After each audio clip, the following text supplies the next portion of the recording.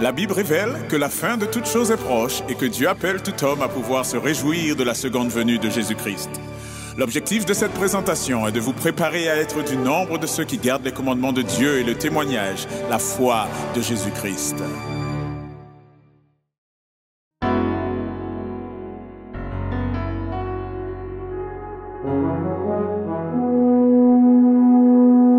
Annonçons partout le dernier message du Seigneur Jésus revenant des cieux.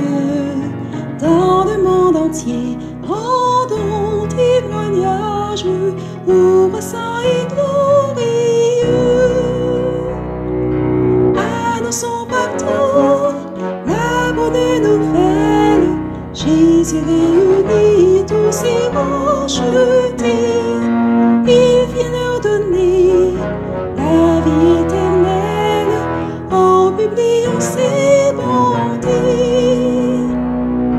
Annonçons partout le dernier message.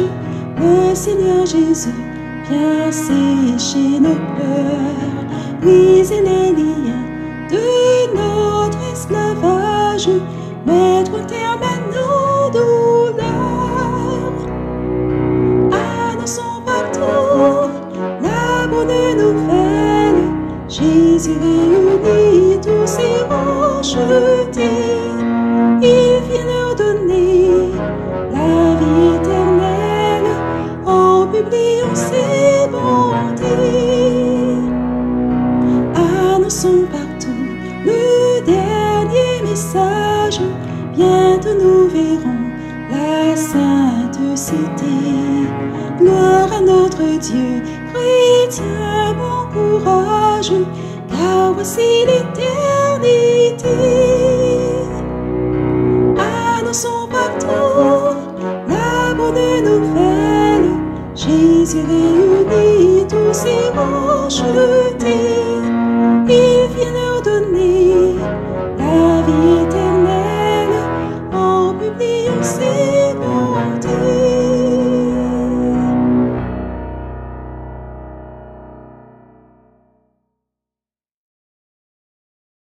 Je salue tout un chacun et je vous souhaite un très bon sabbat dans le nom de notre Seigneur Jésus-Christ. Merci pour l'accueil que vous nous faites ici et je salue aussi celles et ceux qui nous accueillent par le biais d'Internet chez eux, quel que soit l'endroit, le pays où vous vous trouvez.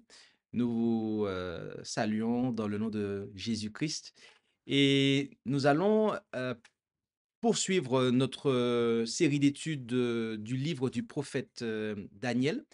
Et pour ce faire, pour commencer, nous allons invoquer la présence du Seigneur par la prière. Je vous inviterai, pour ceux qui le peuvent, à pouvoir prendre la position qu'il convient pour invoquer la présence du Seigneur.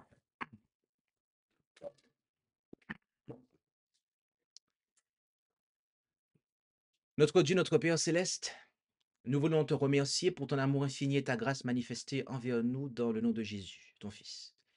Et alors que nous allons ouvrir ta sainte parole, nous réclamons la présence de ton Saint-Esprit agissant dans le cœur de chacun d'entre nous pour que, eh bien, cette étude que nous allons avoir et dans laquelle nous allons entrer soit salutaire pour nous et puisse nous rapprocher toujours plus près de toi. Et tout cela, nous te le demandons au nom et par les mérites de Jésus, ton Fils. Amen.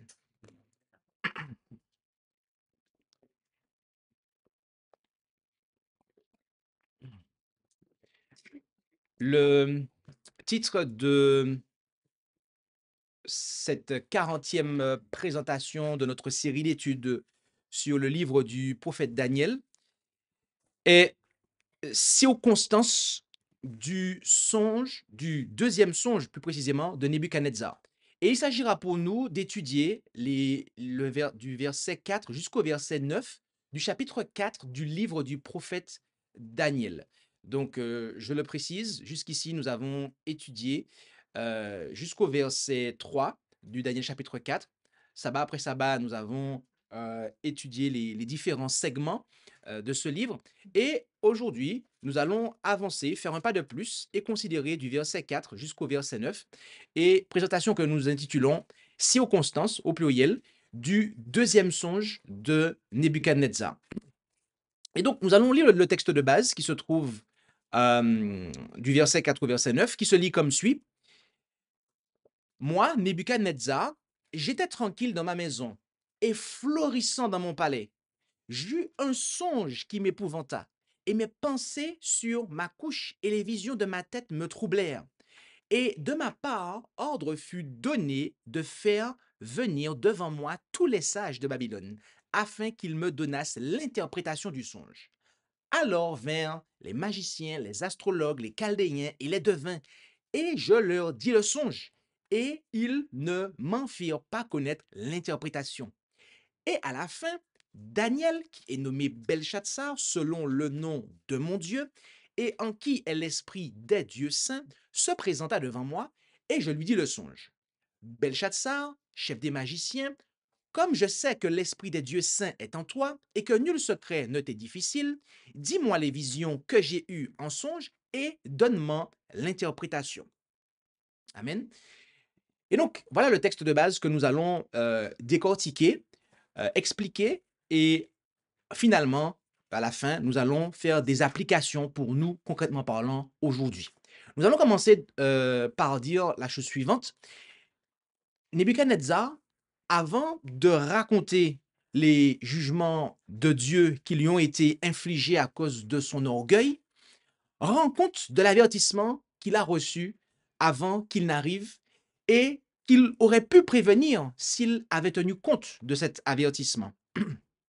Mais il en fut informé ainsi que de leur issue avant qu'il ne s'accomplisse, afin que lorsque cela s'accomplirait, en les comparant à ce qui avait été prédit, ils puissent voir et dire qu'ils étaient l'œuvre du Seigneur et qu'ils soient amenés à croire qu'il y a une révélation divine dans le monde, ainsi qu'une providence divine, et que les œuvres de Dieu sont en accord avec sa parole.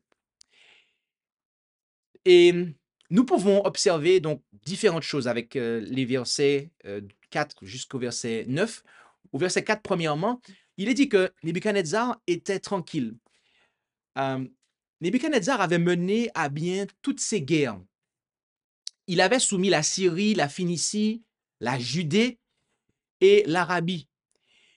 Il était maintenant en possession, en pleine possession de son royaume. Il n'avait donc aucun adversaire, ni de guerre qui s'annonçait, de malheur qui était à présager. Les événements de ce chapitre appartiennent donc à la dernière moitié de son règne de 42 ans. Ce sont probablement ces grandes conquêtes qui l'ont gonflé, enflé, et l'ont poussé à la vanité et à la confiance en soi. Et c'est justement au moment où il se sentait le plus en sécurité et en repos, où il était peu probable qu'il laisse une pensée troubler sa tranquillité complaisante, et bien que Dieu prend le temps de le troubler avec des craintes et des pressentiments. Et il dit, j'étais florissant dans mon palais. Le terme ici peut être traduit également et peut être compris dans le sens de luxuriant. D'accord? Cette description nous prépare à la figure à l'image de l'arbre qui va être introduite après. D'accord? Donc lui-même, il se comparait à un arbre. Voilà, il florissait, il portait du fruit, luxuriant. Voilà, dans toute sa gloire. Et voilà comme ça, voilà comment il s'est décrit. Au verset 5, j'eus un songe qui m'épouvanta, et mes pensées sur ma couche et les visions de ma tête me troublèrent. Qu'est-ce qui pouvait effrayer le cœur d'un monarque tel que Nebuchadnezzar? Dès sa jeunesse, il avait été un guerrier. Il avait souvent été confronté au péril de la bataille, aux terreurs du massacre et du carnage. Et son visage n'avait pas pâli, ses nerfs n'avaient pas tremblé. Et qu'est-ce qui pourrait l'effrayer maintenant? Aucun ennemi ne le menaçait. Aucun nuage d'hostilité n'était visible à l'horizon. De même que le moment le plus improbable avait été choisi pour qu'il soit touché par la peur, de même le moyen le plus improbable a été choisi pour l'accomplir, un songe. Ses propres pensées et les visions de sa propre tête, d'accord, de son esprit, devrais-je dire, furent employées pour lui enseigner ce que rien d'autre ne pouvait faire. Une leçon salutaire de dépendance et d'humilité. Celui qui avait terrifié les autres, mais que personne d'autre ne pouvait terrifier, devint à ce moment-là une terreur pour lui-même. Au verset 6, il donna ordre de faire venir tous les sages de Babylone afin qu'ils donnassent l'interprétation du songe. Il peut sembler étrange pour ceux qui ont suivi cette série d'études ou qui ont déjà considéré le livre du prophète Daniel, il peut sembler étrange que Daniel n'ait pas été appelé en premier. Hein? C'est ce qui s'est passé au chapitre 2, en fait. Ces magiciens, ces sages se sont révélés être des incapables. Il a bien vu que Daniel les avait surpassés et on voit que quelques années après, la même situation se produit et il ne fait pas appel au champion de l'interprétation dans son royaume. Bien que tous les sages de Babylone aient été discrédités auparavant en raison de leur incapacité à interpréter le premier songe du roi, chapitre 2 donc, des conseillers avaient, semble-t-il, été retenus par le roi. Donc, il n'avait pas tiré la leçon qu'il était censé tirer. Okay? Il avait maintenu des interprètes de songe dans son royaume alors qu'il avait quelqu'un qui avait fait parfaitement l'affaire. Il n'a pas tiré la leçon. La providence divine voulut que Daniel soit réservé jusqu'à la fin, afin que tous les moyens humains s'avèrent vains, avant que Dieu ne manifeste sa puissance par l'intermédiaire de son serviteur. Ainsi, le roi hautain a été dépouillé de toute sa confiance charnelle, devrais-je dire. Les Chaldéens étaient les interprètes des songes reconnus par le roi, alors que l'interprétation par Daniel du songe du chapitre 2 était un cas particulier qui ne s'était produit qu'une seule fois, datant de plusieurs années, et qu'il n'avait, semble-t-il, jamais reconsulté depuis lors. Et comme dans le cas de son premier songe rapporté au chapitre 2, les sages donc ont été convoqués. Mais ici, le roi, contrairement au chapitre 2, n'a pas oublié le contenu du songe. La demande d'interprétation du roi est donc très différente de celle décrite au chapitre 2. Là, il demande simplement l'interprétation, très précisément. Puis au verset 7, on voit qu'il appelle 4 classes d'individus: magiciens, astrologues, chaldéens, devins. Il faut savoir que des 4 groupes de sages énumérés au verset 7 ici, 2, donc les magiciens et les astrologues, ont été présentés au chapitre 1 au verset 20. La 3e classe, donc les chaldéens, a été présentée au chapitre 2 au verset 2. Et la 4e classe, les devins, au verset 27 du chapitre 2. Puis, Nebuchadnezzar dit que ces individus-là, notez bien ce qu'il est dit là au verset 7, ils ne m'en firent pas connaître l'interprétation. Je vous ai lu là ce que dit la Osterwald 2018. D'accord? Ils ne m'en firent pas connaître l'interprétation. Notez avec moi un instant ce que disent la plupart des versions francophones de la Bible. D'accord? Osterval 1842 dit il ne put au moins donner l'interprétation. Martin, ok, dit il ne m'en put au point donner l'interprétation. Second 21 dit ils ont été incapables.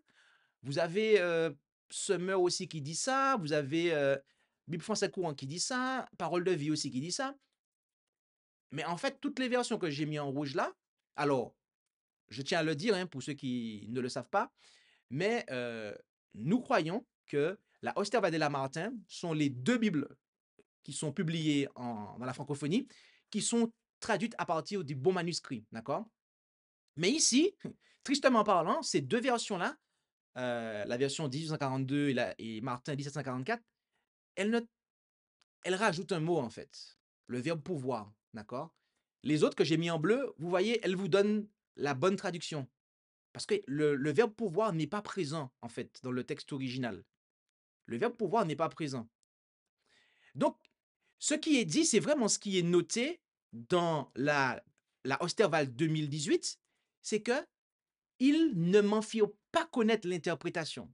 D'accord? Dans le texte original, je le répète encore, Nebuchadnezzar ne dit pas qu'ils étaient incapables ou qu'ils n'ont pas pu. Ce mot-là a été rajouté, en fait. Il n'apparaît pas dans le texte. D'accord?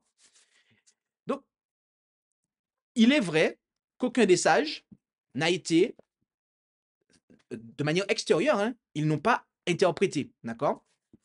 Mais le verbe pouvoir, présent dans de nombreuses versions, a été ajouté. Ainsi, comme le traduit convenablement la King James Version et la Osterwald 2018, et d'autres Bibles qui, elles, ne sont pas issues des manuscrits massorétiques, ils n'ont tout simplement pas fait connaître au roi l'interprétation. Vous avez noté ça? J'espère, parce que j'ai insisté. Autrement dit, ils ne lui ont pas révélé ce qu'ils avaient compris, en fait. Ah oui, mes amis. Parce que à ce moment-là, je peux vous dire, les sages là, de Babylone, ils avaient compris ce que ça signifiait. Et vous allez voir pourquoi. Certains ont suggéré qu'étant donné que ces sages de Babylone étaient experts dans l'interprétation des songes et des signes de caractère surnaturel, ils ont peut-être offert une sorte d'interprétation.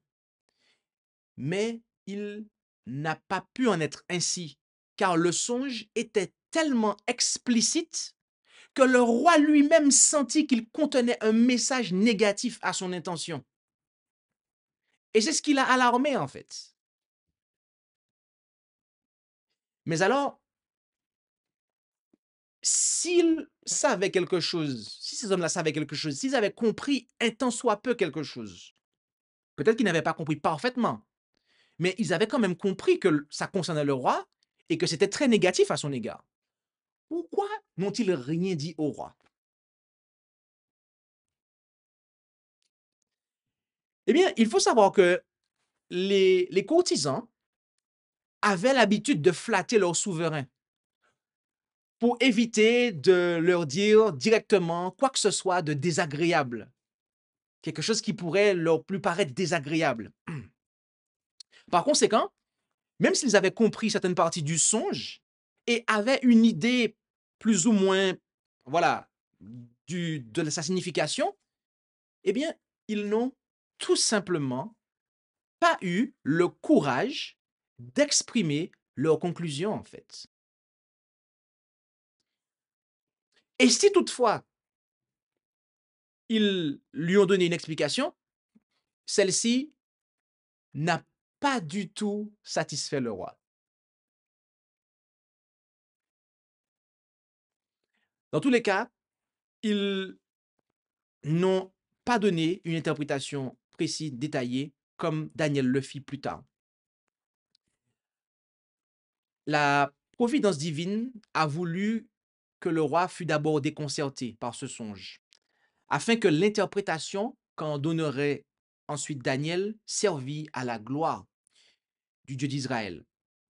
Et c'est ainsi que s'est accomplie cette prophétie d'Ésaïe que nous lisons comme suit. Descends, sieds-toi sur la poussière vierge, fille de Babylone, sieds-toi à terre. Il n'y a plus de trône pour la fille des Chaldéens, car on ne parlera plus de ta mollesse et de ta délicatesse.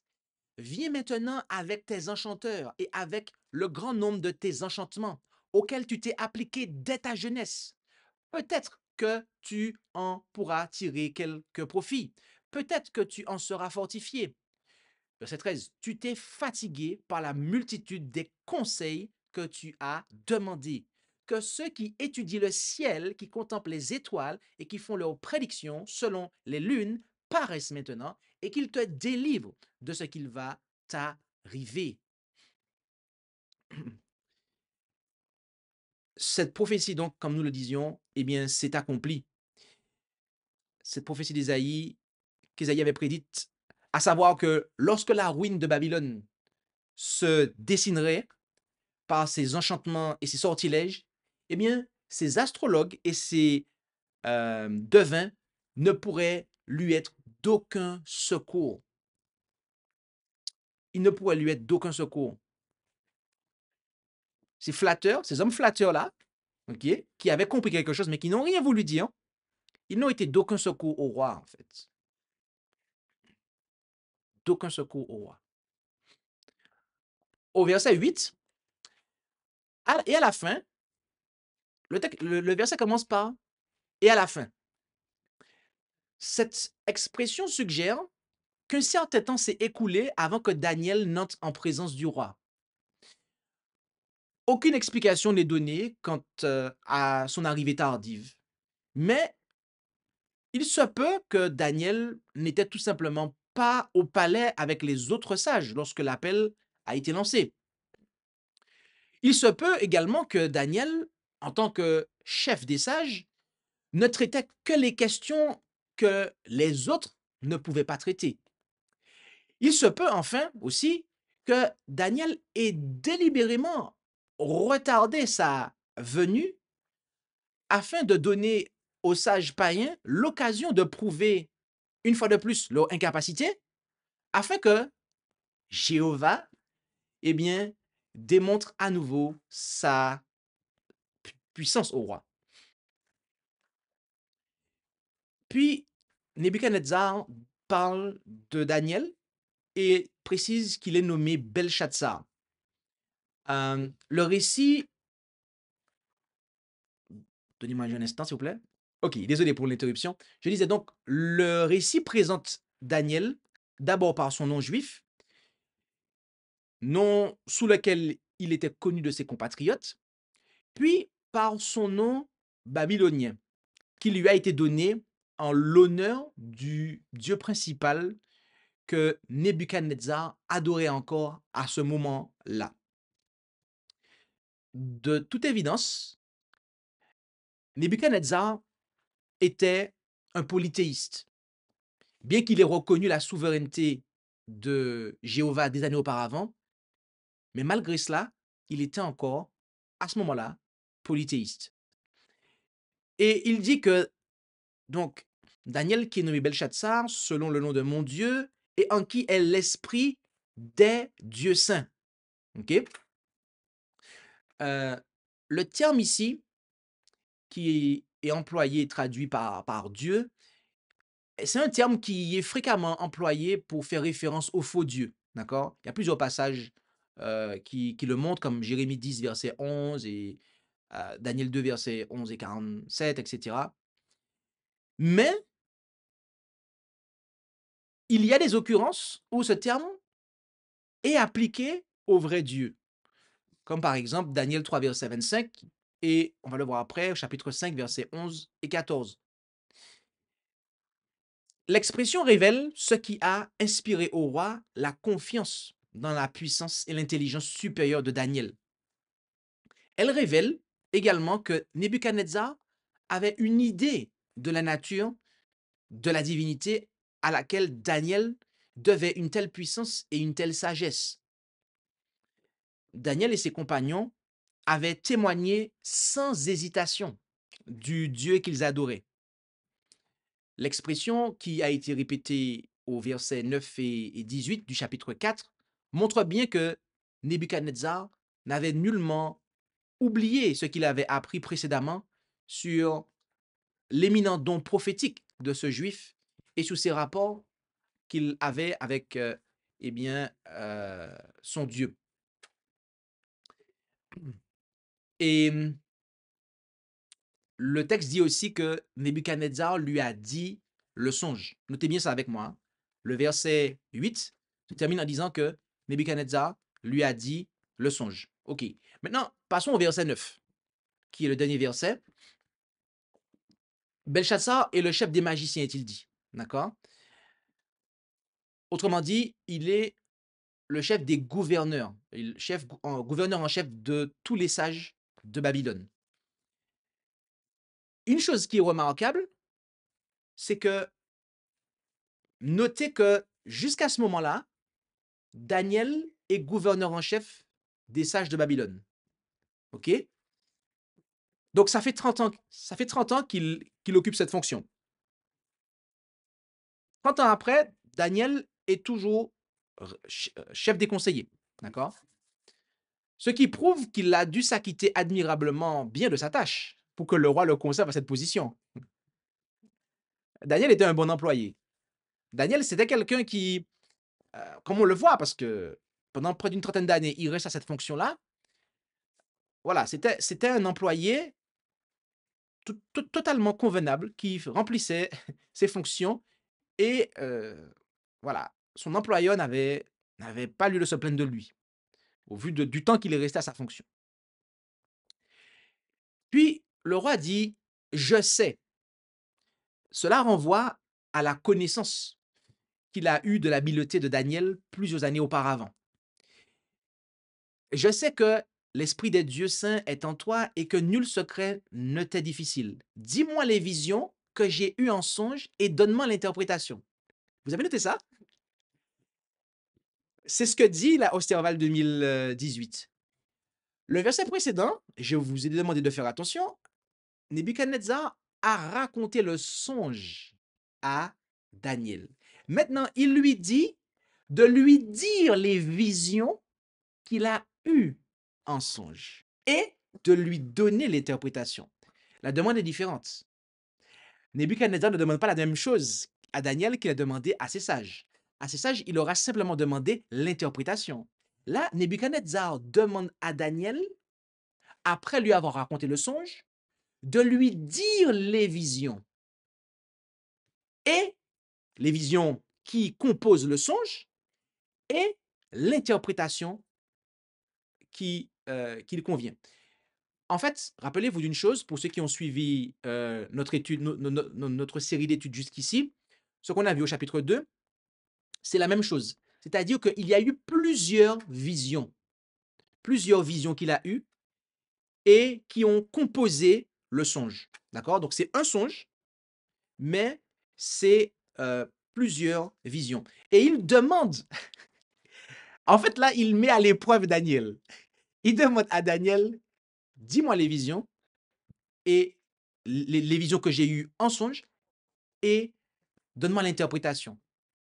Donc, c'est vraiment quelque chose qui est poussé, qu'il demande à Daniel ici.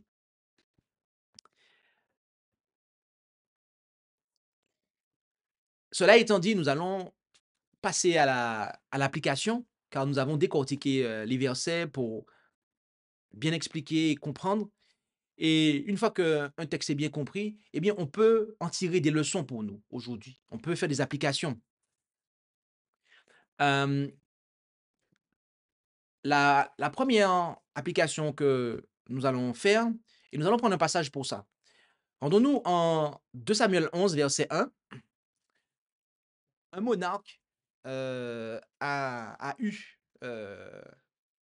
une expérience un petit peu similaire, David. Un an après, lorsque les rois se mettaient en campagne, David envoya Joab et ses serviteurs et tout Israël, et ils détruisirent les Ammonites et ils assiégèrent Rabat. Mais David demeura à Jérusalem. Je pense que nous connaissons sans doute ce passage-là. Mais qu'est-ce qui se passa juste après cela? Eh bien, juste après, quand vous lisez les versets qui suivent, vous voyez que c'est là que David a commis le péché avec Bathsheba. Donc, qu'est-ce qui a été la cause? Qu'est-ce qui a, pour ainsi dire, quel était le contexte de la chute de David? Pardon? Il a eu des victoires. Là, il y avait une petite guerre qu'il fallait faire. Bon, c'était, il a envoyé son. Mais lui, il est resté, en fait. Il est resté au chaud, à Jérusalem. Voilà, à profiter. Il est en paix, tranquille. Les ennemis à l'extérieur ne me font pas peur. Je suis tranquille. Oui, mais c'est là que l'ennemi est là. Le diable est comme un lion rugissant, en fait, cherchant qui dévorer.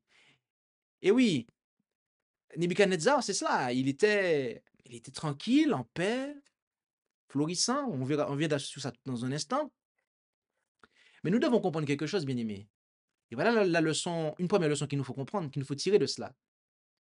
Mais c'est que bien souvent, on pense que quand on aura enlevé, eh bien, telle adversité, tel problème, telle difficulté, eh bien, voilà, on sera en paix et on pourra en fait, on pourrait se dire qu'on se rapproche de Dieu, en fait.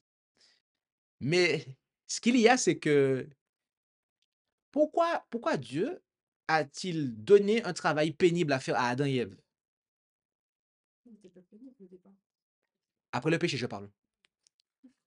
Après le péché. Pourquoi il les a occupés? Pourquoi le travail est devenu pénible après le péché? Exactement, en fait. Il y a des fois, on veut en fait avoir une vie sans difficulté. Mais quand on a une vie sans difficulté dans ce monde de péché, qu'est-ce qui se passe en fait? On s'éloigne de Dieu. C'est pour ça qu'il ne faut pas, je vous dis ça franchement, il ne faut pas demander à Dieu d'enlever tous vos problèmes. C'est chaud de dire ça, hein? Mais ne demandez pas à Dieu d'enlever tous vos problèmes. Si vous en avez, conservez-les, conservez un peu, un peu, d'accord? Mais qu'est-ce qu'il faut demander à Dieu? La grâce de surmonter les difficultés. Amen. Parce que quand on n'a plus de problèmes, quand il n'y a plus de guerre, quand on n'a plus de combat à mener, qu'est-ce qui se passe? Ah, ben là, on s'éloigne de Dieu. On n'a plus besoin de Dieu. Mais oui, c'est ça. C'est ce qui se passe en fait. Et ça, mais ça, on le voit même dans le monde. Je le dis franchement. On voit les gens ici, les gens qui. Vous prenez la vie ici en Europe et la vie en Afrique. Moi j'étais en Afrique. C'est pas pareil. C'est pas le même style de vie en fait. La vie est beaucoup plus difficile. Et vous voyez, en généralité, les gens sont plus proches de Dieu. Ils sont plus proches de la spiritualité. Ici, vous avez une vie qui est facile. Vous avez la majorité des Européens. Pourquoi on a besoin de Dieu, en fait? On a tout. Mais quand il y a le malheur qui frappe, c'est là que les gens réfléchissent. Donc, il faut, il faut vraiment faire attention à ça.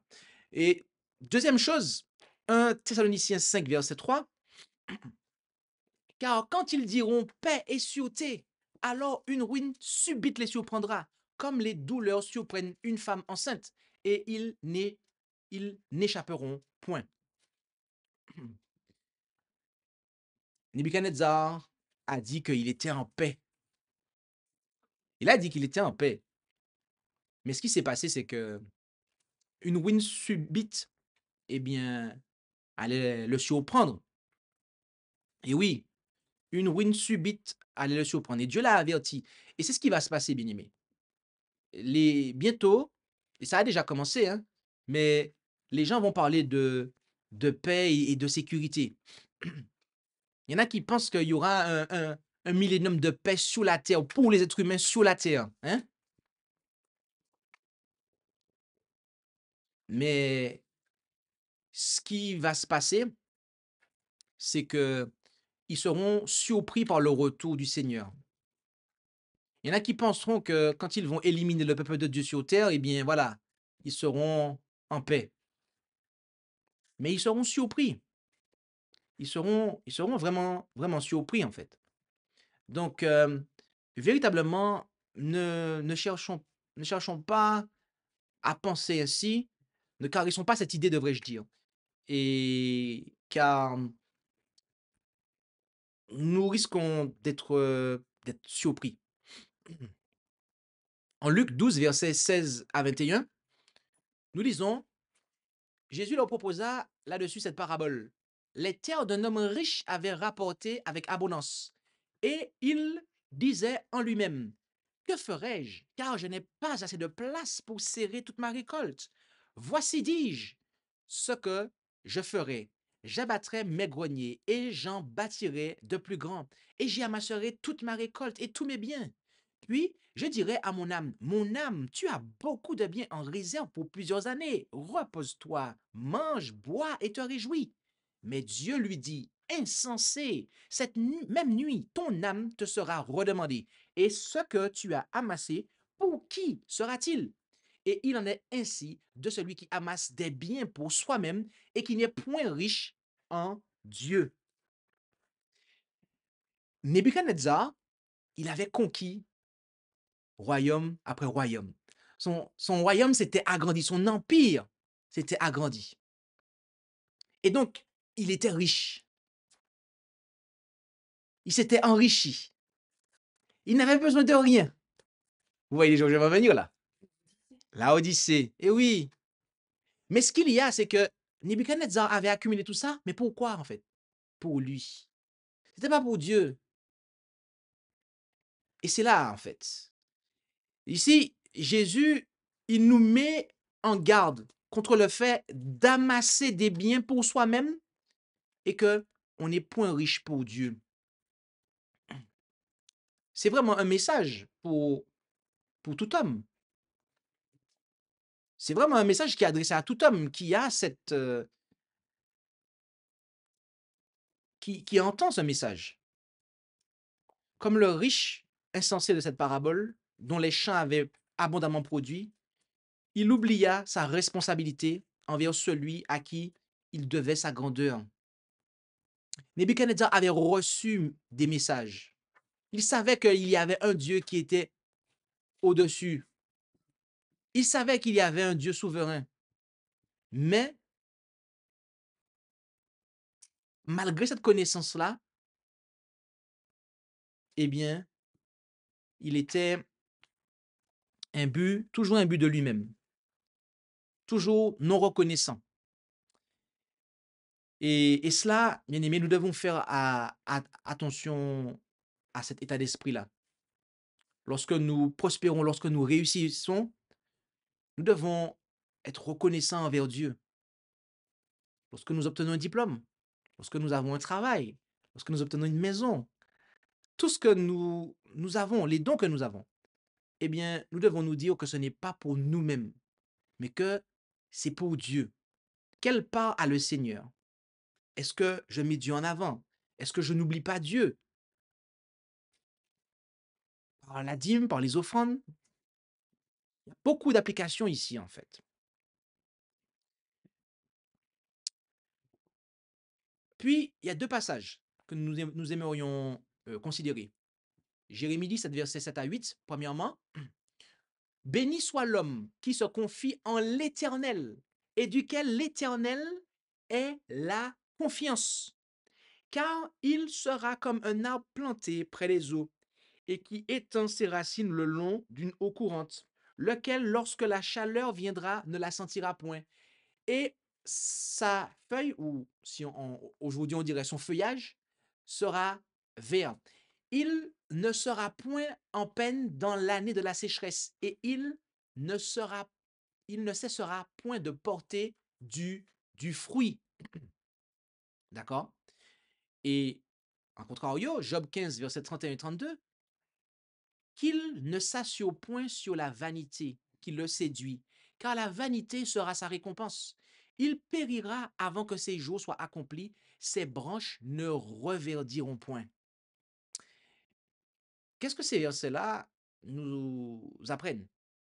Eh bien, c'est que, à la lumière de ce qu'on a vu avec Nebuchadnezzar, qui ne mettait pas sa confiance sur Dieu, mais il mettait sa confiance en lui-même. D'accord? Et il se comparait à un arbre. Il se comparait à un arbre qui, est, qui était florissant, luxuriant. D'accord? Mais sauf que, est-ce qu'un arbre peut être florissant, luxuriant sans la terre, en fait? s'il est déconnecté du sol, en fait. Je veux dire, un arbre, à lui seul, je veux dire, il ne doit les fruits qu'il porte, il ne les doit pas à lui seul, en fait. Il y a besoin des minéraux qui sont dans la terre, il y a besoin de la terre.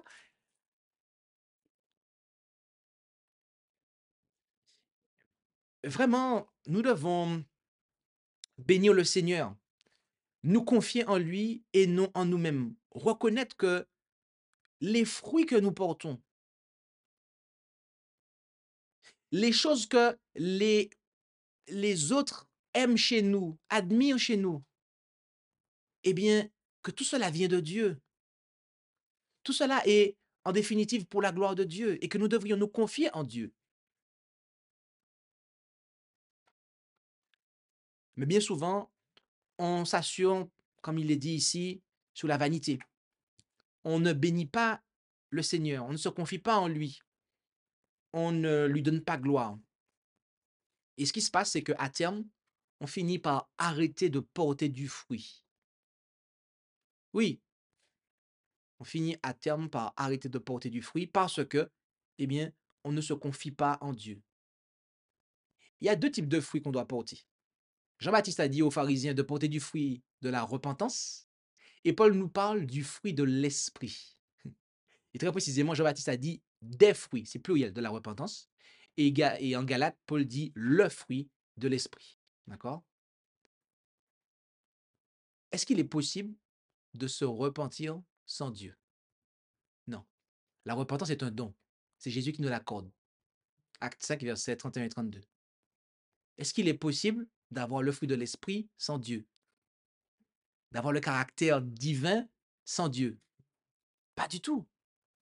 Pas du tout. Donc, on voit en fait que les arbres que nous sommes, puisque nous sommes, l'homme est comparé à un arbre dans la Bible, hein.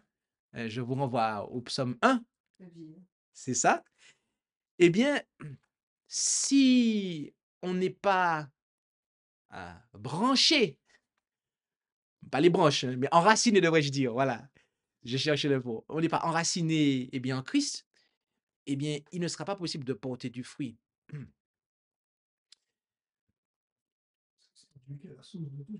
Amen. Amen.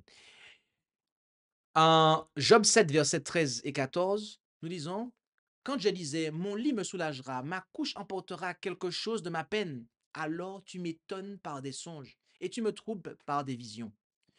Nous avons eu l'occasion de dire quelque chose à ce propos la fois précédente.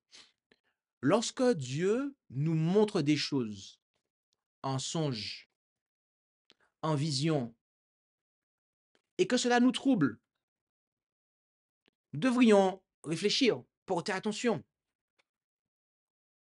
Lorsque Dieu nous montre quelque chose, eh bien, c'est pour notre bien. Ne, ne demandons pas à Dieu d'arrêter de nous montrer des choses ou d'avoir le désir que ces choses-là ne reviennent plus. Mais on devrait avoir le désir de comprendre, mais pourquoi on a songé à cette chose-là? Pourquoi on a vu ça? Est-ce qu'il n'y a pas un avertissement que Dieu est en train de nous donner pour quelqu'un d'autre ou pour nous-mêmes? C'est important. Parce que là, Dieu a averti Nebuchadnezzar. Il l'a averti. Il a pas été frappé immédiatement. Il a reçu plusieurs leçons. Ça a duré un certain nombre d'années, en fait. D'accord? Il allait avoir une grande humiliation qui allait tomber sur lui. Mais avant que ça arrive, Dieu a usé de beaucoup de patience et Dieu lui a donné des avertissements. Et notamment ici, en fait. Un deuxième songe. Le premier était assez soft, mais celui-là était quand même radical. C'était vraiment un avertissement très solennel. Bien aimés, nous devons vraiment prêter attention lorsque Dieu nous envoie des messages. C'est justement pour nous éviter eh bien, d'avoir à nous donner un traitement qui est beaucoup plus dur. Bien souvent, on est averti. Bien souvent, on est averti, mais on ne prête pas attention. On ne prête pas attention. Faisons attention. Faisons attention. En Ésaïe 8, verset 19, que s'ils vous disent « Enquérez-vous des esprits de Python et des diseurs de bonnes aventures, qui marmottent et qui parlent bas, répondez, le peuple ne s'enquérira-t-il pas plutôt de son Dieu? Quoi? Allons-nous aux morts pour les vivants ?» Et quand nous lisons le verset suivant, que je n'ai pas affiché, mais il dit « à la loi et au témoignage. Si on ne parle pas ainsi, point d'aurore pour le peuple. » Nebuchadnezzar avait déjà vu, compris que les prétentions des sages de son royaume n'étaient que vanité, en comparaison avec le don prophétique que Daniel avait. Néanmoins, il a à nouveau négligé Daniel. D'entrée de jeu, il ne l'a pas contacté directement. Il a à nouveau manifesté de la confiance dans ce que ces hommes-là pourraient lui dire.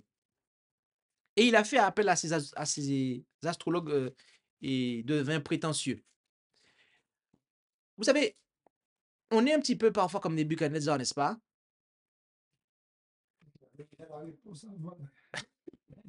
Beaucoup, beaucoup, beaucoup font de la parole de Dieu leur dernier refuge. N'y ont recours que lorsqu'ils sont à bout de ressources. Ils vont recourir à toutes sortes de choses.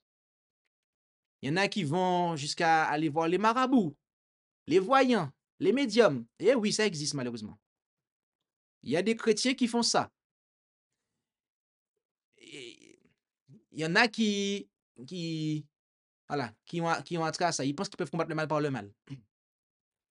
Et il y en a qui vont recourir à différentes sciences, d'accord? Différentes sciences qui existent aujourd'hui pour aider l'être humain, d'accord? Il serait assez compliqué de toutes les citer.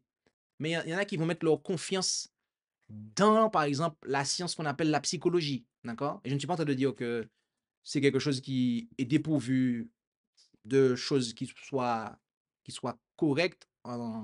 Mais il y en a qui vont mettre leur confiance dans ça et penser que, voilà, indépendamment de la parole de Dieu, qu'avec la psychologie, ils vont pouvoir s'en sortir. Il y en a qui vont consulter différents types de spécialistes, même pour notre santé. On va écouter ce que les hommes disent, indépendamment de ce que la parole de Dieu dit. Et une fois qu'on aura essayé tout ça, eh bien, c'est alors qu'on va aller vers la parole de Dieu pour éventuellement obtenir une réponse, si on a toutefois envie d'écouter ce qui va être dit d'ailleurs.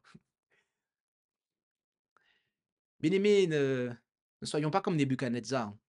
Surtout lorsque nous avons déjà vu que la parole de Dieu est puissante. Comme Nebuchadnezzar. Il a vu la supériorité de l'intelligence des jeunes Hébreux, chapitre 1. Il a vu que c'est eux qui ont été capables d'apporter, et par le biais de Daniel, l'interprétation, notamment le songe, mais aussi l'interprétation du songe. Et on a vu, et il a vu également qu'ils ont été délivrés de la fournaise au chapitre précédent. Donc, on voit que Nebuchadnezzar a vu tout ça, mais malgré ça, il persiste. Malgré ça, il persiste. Bien-aimé, je ne tiens pas à mettre en priorité ce que les hommes disent lorsque je sais ce que Dieu a dit sur quelque chose. Et je vous invite à faire de même. Lorsque vous savez ce que Dieu a dit sur quelque chose, en matière de santé, en matière d'équilibre psychologique, en matière de spiritualité, tout ça en fait, tous les aspects de notre être, nous savons ce que l'Écriture dit sur ça. Nous avons le don de prophétie, hein, en tant que peuple de la fin des temps. On a le don de prophétie s'est manifesté dans le ministère de Sir Ellen G. White. Nous avons des conseils inspirés, en fait. Hein? Pourquoi ne pas aller là en premier lorsque nous avons des problèmes, lorsque nous avons une difficulté? Pourquoi ne pas nous rendre directement dans la Bible? hein. Et éventuellement, lorsque on manque d'éclairage, on va faire un petit tour aussi dans l'esprit, dans les écrits de la messagère pour voir s'il n'y a pas, eh bien, un éclairage que Dieu a pour nous. C'est là qu'il faut aller en premier, en fait, et pas en dernier.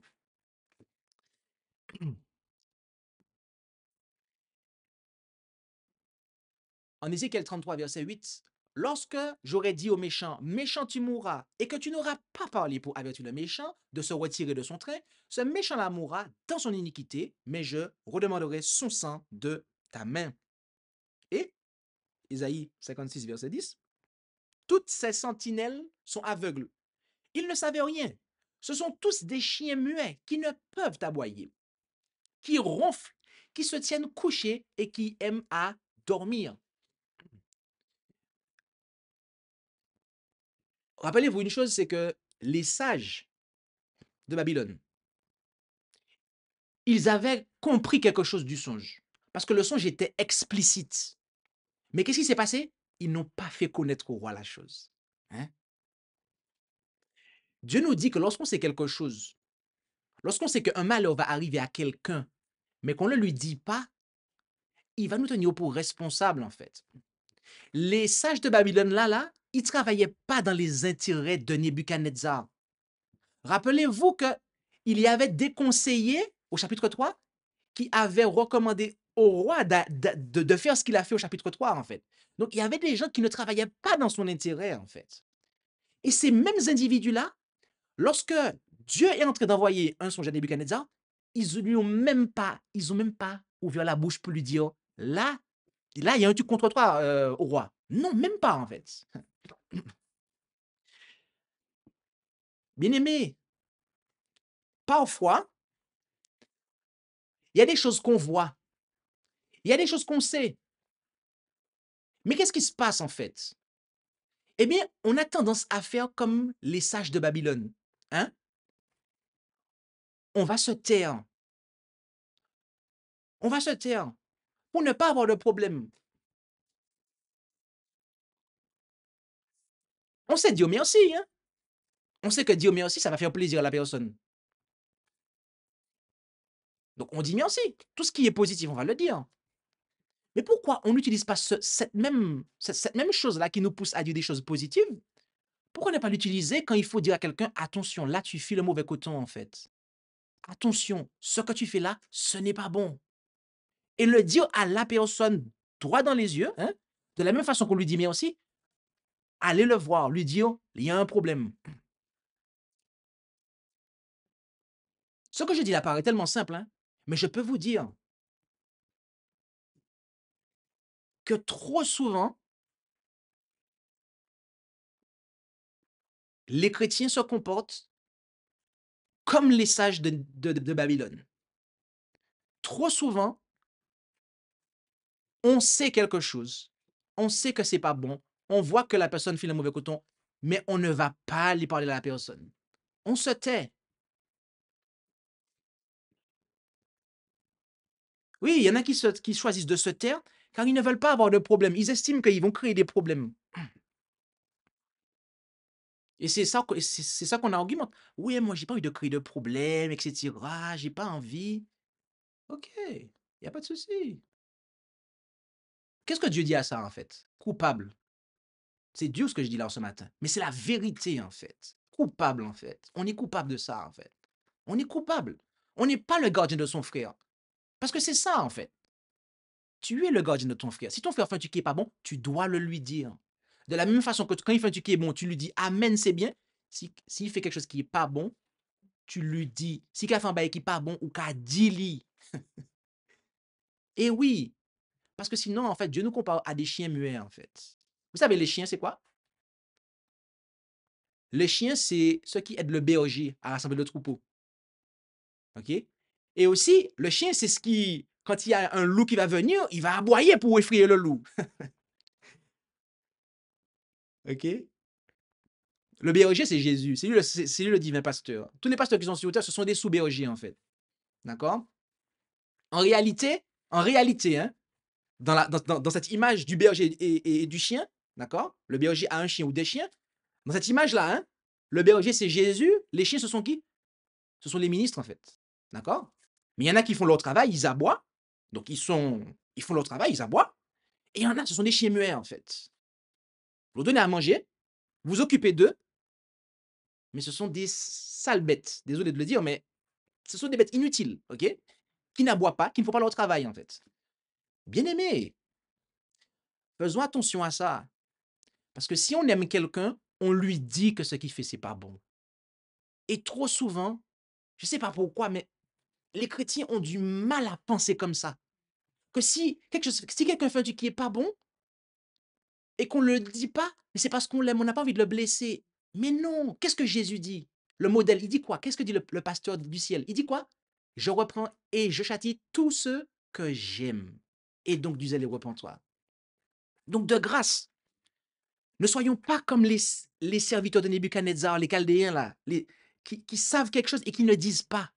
Quand on fait ça, on n'aime pas la personne, en fait. Soyons clairs sur ça, en fait. Là, je pense qu'il nous faut vraiment désapprendre ça, OK? Et voilà. Alors oui, vous allez me dire, yo, c'est une manière de dire la chose. On va en parler la fois prochaine. Mais en tout cas, une chose est sûre, hein, il faut arracher, déraciner cette pensée-là qu'il faut se taire. Quand il y a un truc qui va pas, quand quelqu'un file un mauvais coton, non, allons voir la personne. Surtout quand la personne vous demande de lui dire c'est quoi, en fait. Parce que c'est ça le pire. Ici, Nebuchadnezzar leur demande de lui dire c'est quoi, en fait. Et ils se taisent. Ça, c'est un niveau supérieur, en fait. Parce que normalement, même si la personne ne vous dit pas, vous êtes censé le lui dire. OK? Parce que c'est ce qui est dit ici en Ézéchiel. Mais quand la personne vous demande de lui dire, toi, tu es contre moi, tu me reproches quelque chose, et que vous dites non, enfin, vous dites, j'ai pas envie de te dire. En fait, la personne est en train de faire de la broderie pour pas vous dire, en fait. Alors que vous lui demandez, en fait, qu'est-ce que tu me reproches? Dis-moi, je t'ai fait du mal? Je sais pas, vous faites ça parce que vous avez envie que ça se passe bien, en fait. Mais la personne, en fait, campe dans un silence. Bien aimé, faisons attention de ne pas faire comme les sages de Babylone, en fait. Parce que vous avez les sages de Babylone, là, et vous avez Daniel, en fait. Quand on agit comme ça, on n'agit pas comme un serviteur de Dieu, hein. Parce que Daniel, lui, il a dit au roi. Il n'a pas eu peur, hein. Daniel, il n'a pas eu peur de dire au roi ce qu'il devait lui dire. Ah, désolé si j'insiste sur ça, mais c'est quelque chose qui est récurrent, en fait. On se prend pour un serviteur de Dieu, une servante de Dieu, alors qu'on ne l'est pas. Pourquoi? Parce qu'on n'ouvre pas sa bouche pour dire ce qui doit être dit. Donc, que l'on sache, et nous avons des versets que nous avons affichés là, à côté là, quelqu'un qui n'ouvre pas sa bouche pour dire qu'il y a un truc qui ne va pas, c'est pas un serviteur de Dieu, en fait. Surtout quand on vous demande de parler. Ah non, c'est pas le cas.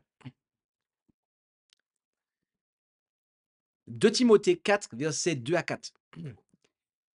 Prêche la parole, insiste en temps et hors de temps, reprend, censure et exhorte avec toutes sortes de douceur et en instruisant, car il viendra un temps où les hommes ne souffriront point la saine doctrine, mais qu'ayant une démangeaison d'entendre des choses agréables, autrement dit flatteuses, ils s'amasseront des docteurs selon leur convoitise, et ils fermeront l'oreille à la vérité et se retourneront vers des fables. Bien aimé, je vais compléter ce que j'ai dit il y a très peu, il y a quelques secondes là, avec ce verset, avec ce que nous apprend ces versets-là. Mais les serviteurs de Dieu ne sont pas des flatteurs. OK? Ce ne sont pas des flatteurs. Ah oui, ils ne sont pas des flatteurs. Vous avez les flatteurs et vous avez les messagers de Dieu. Voilà. Les ouvriers du diable, c'est eux les flatteurs. D'ailleurs, flatter, c'est l'œuvre du diable. D'accord? Flatter, c'est l'œuvre du diable. C'est ce que le diable a fait.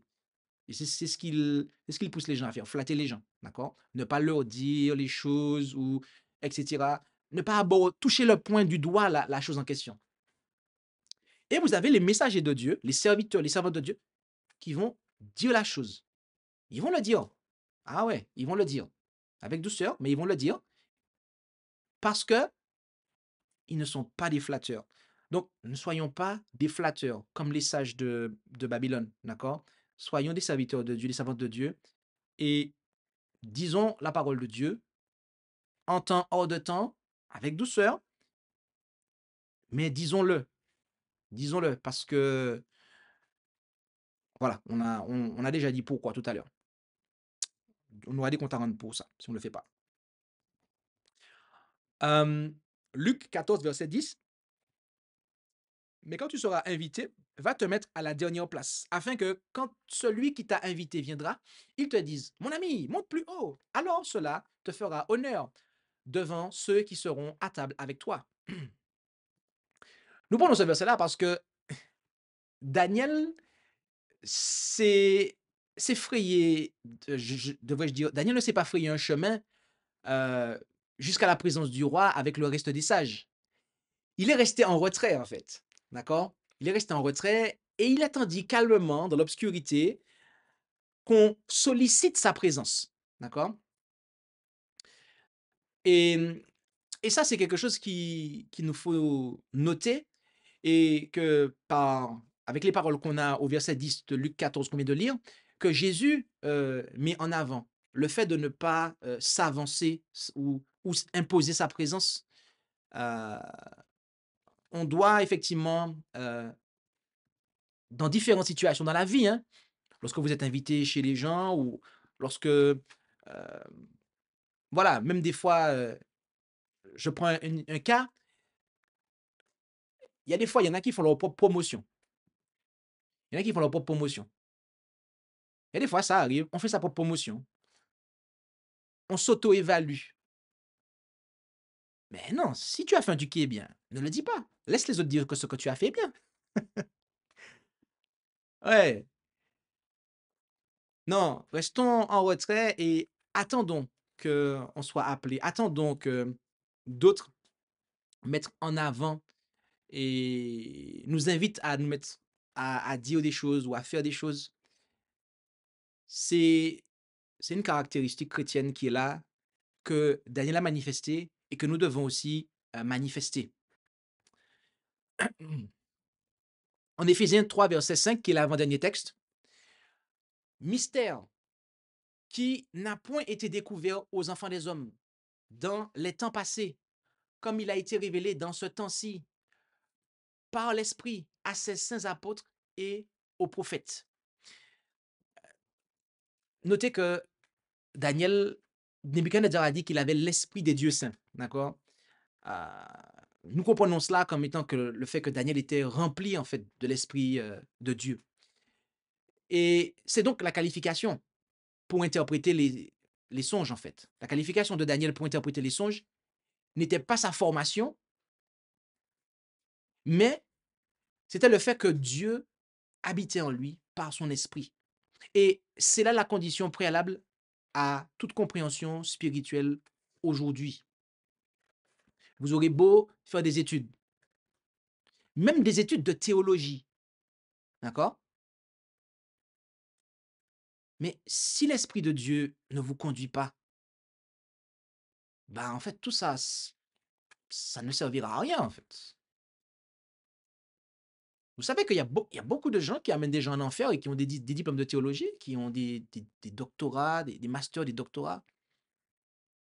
Ah ouais, ce sont des tractopelles qui vous emmènent en enfer, en fait, qui vous emmènent à la mort éternelle, qui vous enseignent des doctrines qui sont juste erronées, en fait.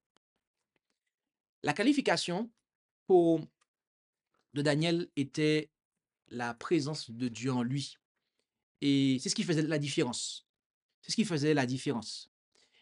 Par l'Esprit, nous pouvons révéler l'Évangile. Nous pouvons comprendre l'Évangile et c'est par le biais de l'Esprit aussi que nous pouvons aussi présenter l'Évangile. L'esprit de prophétie l'emporte de beaucoup sous l'esprit de divination. Et les ennemis eux-mêmes en sont les juges. Et donc, n'oublions pas cela lorsque nous abordons la Bible, que ce n'est pas un simple livre, mais c'est vraiment la parole de Dieu qui a été inspirée par l'Esprit de Dieu et que sans l'Esprit de Dieu, on ne peut pas non plus comprendre la parole de Dieu.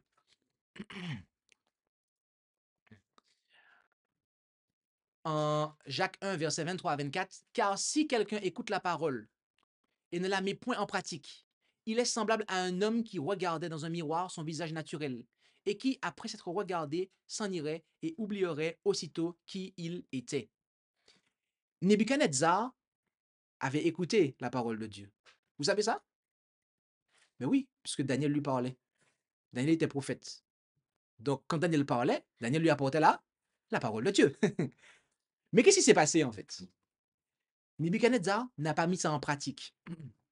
Chapitre 1, chapitre 2, chapitre 3. Il a vu des choses qu'il n'avait pas vues auparavant. Il n'avait jamais vu des gens aussi sages que ça avant. Dans son roi. Il ne trouvait pas ça dans son royaume. Il n'avait pas, jamais on ne lui avait proposé, présenté un songe et l'interprétation sans même qu'on le lui dise. Le Dieu des Hébreux l'a fait. Le Dieu des Hébreux aussi a délivré ses serviteurs de la fournaise ardente. Ils sont tombés dans les flammes, au beau milieu de la fournaise. Ils sont sortis, excusez-moi, sans rien sentir, sans sentir aucune odeur et avec tous leurs cheveux. Tandis que ces mercenaires qui ont jeté les Hébreux, les Juifs, les 3 Juifs dans la fournaise, à peine la flamme les a touchés, ils sont morts. Il a confessé des choses. Mais qu'est-ce qui s'est passé? Il n'a pas mis en pratique. Et ça, c'est la dernière leçon que nous allons présenter ici. C'est que lorsque nous sommes convaincus de quelque chose, lorsque Dieu vraiment nous impressionne, le Saint-Esprit fait une impression sur notre cœur, ne nous remettons pas à demain pour aller de l'avant, pour faire la volonté de Dieu, suivre ce que Dieu nous dit. Non, mettons cela en pratique sur le champ. Parce que ce qui va se passer, c'est que si on ne met pas en pratique, on sera comme Nebuchadnezzar,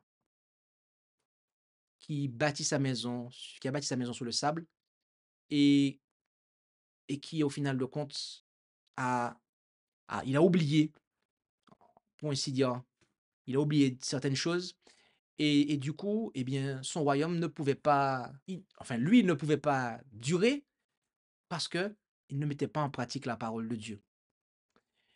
Donc, ça, c'est important.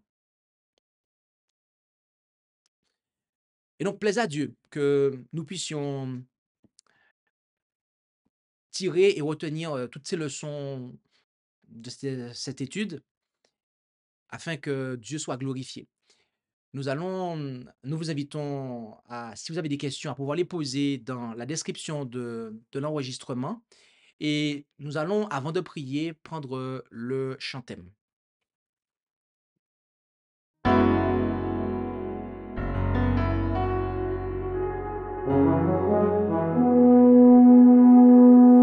Annonçons partout le dernier message du Seigneur Jésus, revenant des cieux.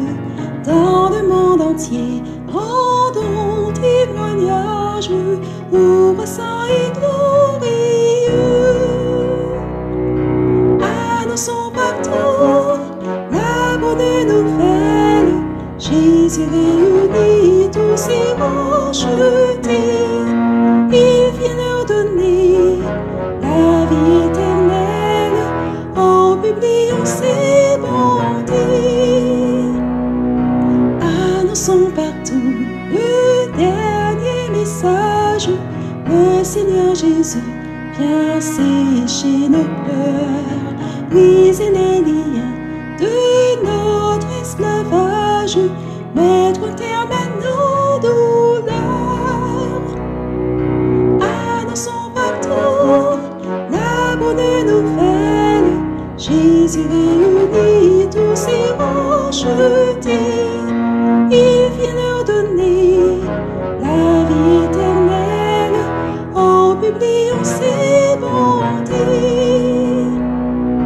Annonçons partout le dernier message. Bientôt nous verrons la sainte cité. Gloire à notre Dieu, chrétien, bon courage, car voici l'éternité. Annonçons partout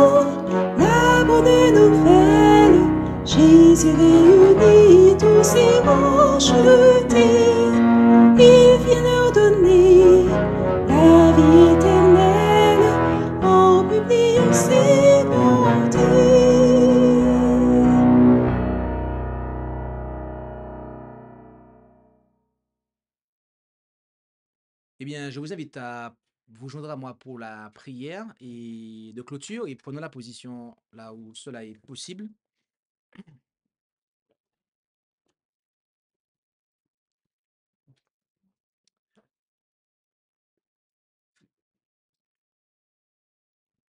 Prions. Notre Dieu, notre Père céleste, nous voulons te remercier pour ta parole qui est véritablement une lampe à nos pieds et une lumière sur notre sentier. Tu nous as permis de pouvoir prendre le temps de considérer ce récit inspiré et de ce qui s'est produit de la vie d'un homme, Nebuchadnezzar, qui a eu des interactions avec toi et qui n'a pas eh bien, suivi les messages, n'a pas mis en pratique ce que tu lui as mis à cœur et les convictions que tu as apportées, qui ne s'est pas entièrement consacré à toi. Père Céleste, aide-nous à ne pas eh bien, euh, chercher à nous soustraire au problème, mais à réaliser que nous devons euh, solliciter de toi la grâce pour surmonter les difficultés que nous avons. Et car lorsque nous avons une paix charnelle, c'est là que nous pouvons, que l'ennemi peut fondre sur nous. Alors aide-nous à pouvoir te rechercher et pour ne pas nous laisser piéger par l'orgueil, par le malin, euh, que nous puissions rechercher la paix qui vient de toi, la paix qui est le fruit de l'absence du péché, et que nous puissions euh, ne pas t'oublier lorsque nous acquérons des biens, lorsque nous prospérons, lorsque tu nous bénis, que nous puissions te donner la place qui te revient en tout cela, Père Céleste. Aide-nous à nous confier en toi et non pas en nous-mêmes. Aide-nous à ne pas oublier que les fruits que nous portons sont dus à ton action dans notre vie, que ce soit du point de vue physique ou spirituel, et qu'il n'y a pas lieu de pouvoir nous glorifier de tout cela.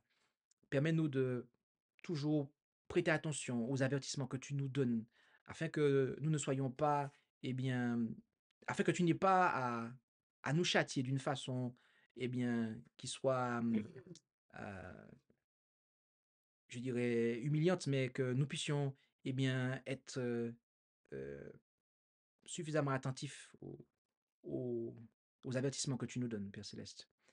Euh, Aide-nous à te rechercher en premier, car trop souvent, nous pouvons, eh bien, nous avons tendance à aller ailleurs qu'à toi, comme le fit Nebuchadnezzar, mais nous comprenons que nous devons aller à toi en premier, dans ta parole, dans ce que tu nous as révélé, pour que nous puissions être instruits par toi. Donne-nous aussi d'être fidèles lorsque nous avons à communiquer avec notre entourage, avec nos semblables, que nous ne soyons pas comme les serviteurs de Nebuchadnezzar qui avaient compris que c'était... Ils couraient, ils filaient le mauvais coton, mais qui n'ont pas voulu ouvrir leur bouche pour l'avertir. Euh, ne- Si jamais, Père Céleste, nous avons tendance à vouloir flatter ou à vouloir être en paix avec les autres et que pour cela nous pensons que nous devons rien dire qui chiffonne, aide-nous à nous défaire de cette conception des choses pour que nous puissions être tes serviteurs et tes servantes comme Daniel le fit, car Daniel, il a parlé comme le font de véritables serviteurs et servantes et que nous puissions avoir l'humilité que tu nous demandes et rechercher ton Saint-Esprit pour comprendre les choses spirituelles. Bénis chacun d'entre nous, Père Céleste, et tout cela, nous te le demandons au nom et par les mérites de Jésus. Amen. Merci d'avoir écouté cette présentation avec intérêt. Pour plus d'informations, consultez notre site internet lereste.org et suivez-nous sur Facebook ainsi que sur YouTube à @lereste.